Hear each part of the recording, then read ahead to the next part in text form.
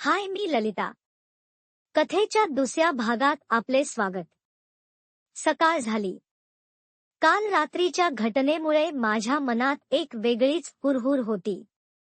मी नाश्त्यासाठी चहा बनवत असताना मयूर माझ्यासमोर येऊन उभा राहिला.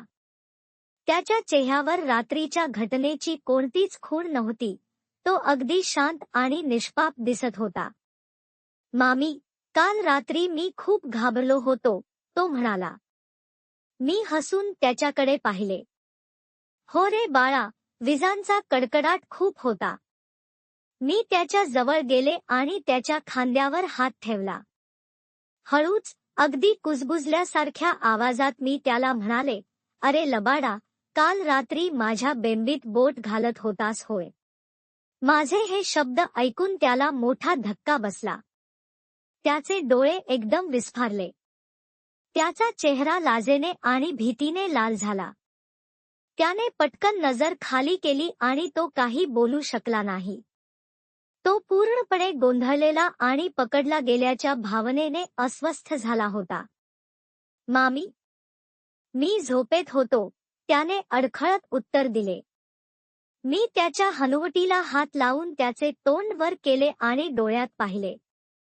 झोपेत होतास, पण तुझ्या बोटाला नेमकी माझी बेंबीच ब्रीज सापडली रे.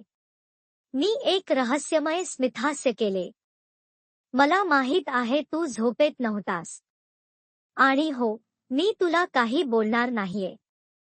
उलट, मला ते खूप आवडलं. माझ्या या कबुलीमुळे त्याला धीर आला. त्याच्या चेहऱ्यावरील भीतीची जागा आता एका वेगळ्याच, उत्सुकतेच्या भावनेने घेतली होती. त्याने हळूच माझ्याकडे पाहिले आणि त्याच्या चेहऱ्यावर एक चोरटे हसू आले. मामी, खरंच? त्याने दबक्या आवाजात विचारले. हो, खरंच, मी म्हटले. आता चल, नाश्ता कर आणि मग आपण शाळेत जाऊ.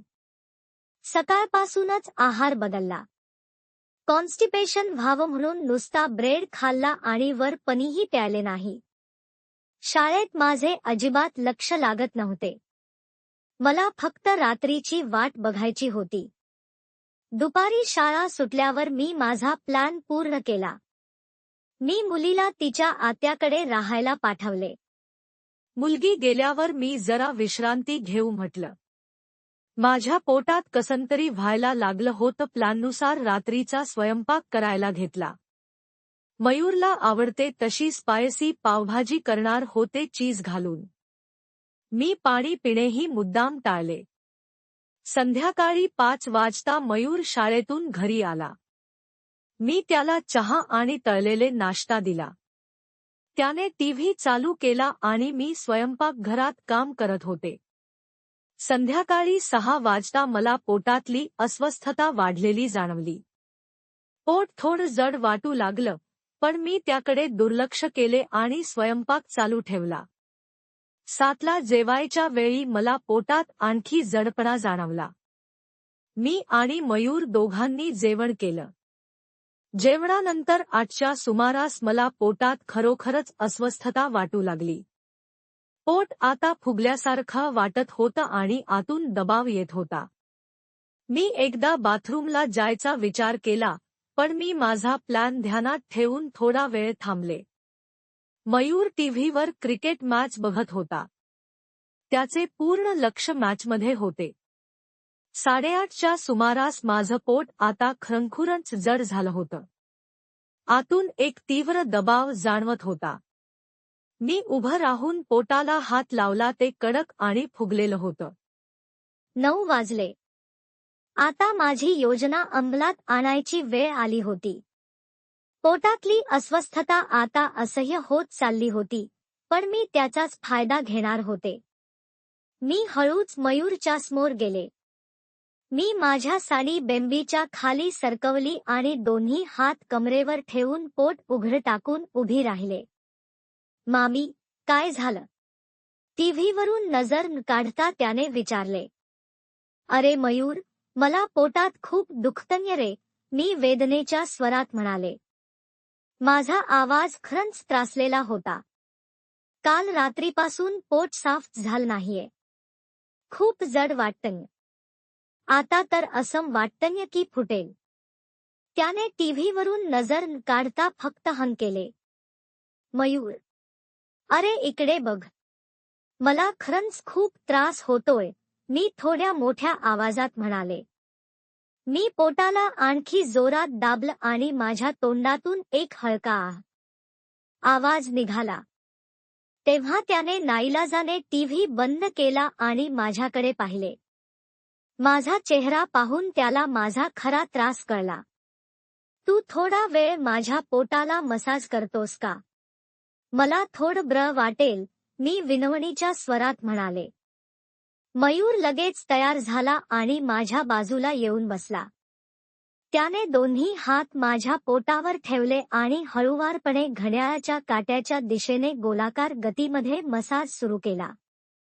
त्याचे कोमल हात माझ्या फुगलेल्या पोटाला स्पर्श करत होते. मसाज सुरू झाल्यावर मला पोटात आणखी हालचाल जाणवली.